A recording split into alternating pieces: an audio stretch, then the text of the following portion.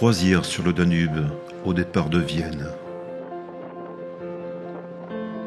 Après une nuit de navigation, nous accostons à Melk.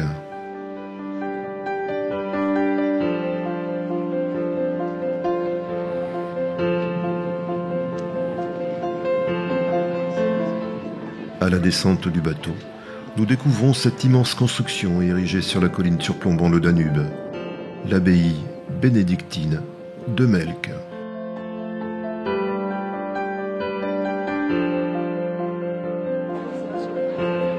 Quelques minutes de bus avant de parcourir les allées impeccables qui conduisent à l'entrée de l'un des plus beaux et des plus vastes ensembles baroques d'Autriche.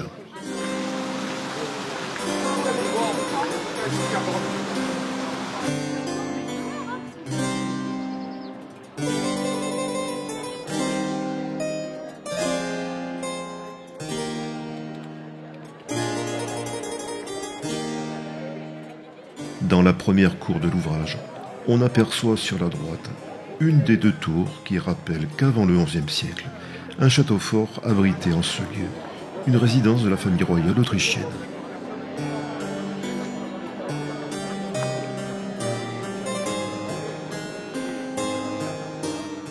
Depuis 1089, des moines bénédictins vivent et officient ici, dans ce qui était à l'époque un simple monastère.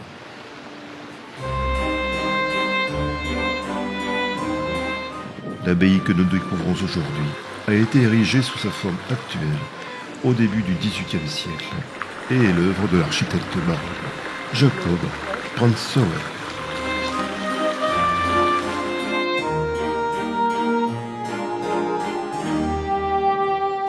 Nous visiterons le musée du monastère qui relate l'histoire du lieu, puis la salle de marbre où sont donnés spectacles et concerts.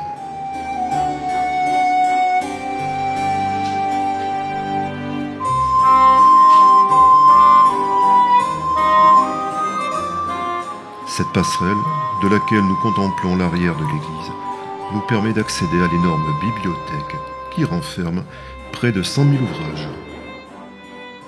Malheureusement, il ne nous sera pas possible de filmer ni le musée, ni la bibliothèque. L'église constitue le point central de l'ensemble. Les ornements artistiques y sont particulièrement fournis. Ils sont l'œuvre des artistes les plus réputés de l'époque.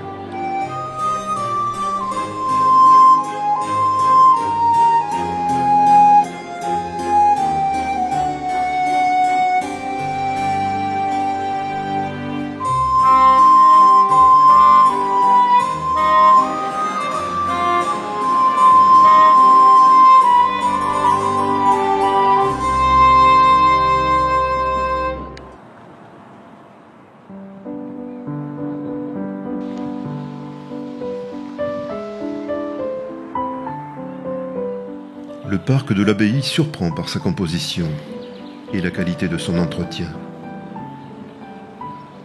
Autour d'un pavillon baroque, on découvre un magnifique jardin paysager, agrémenté d'une pièce d'eau, d'une roseraie, ainsi que d'un jardin oriental.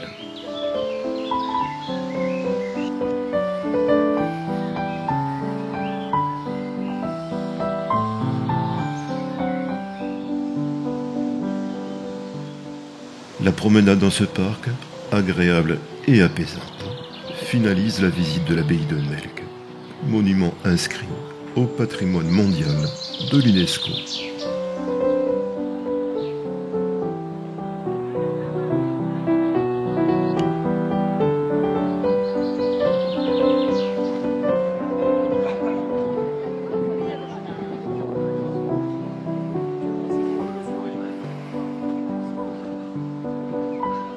Nous quittons ce lieu magnifique pour regagner le Beethoven avant d'appareiller Port d'Unstein.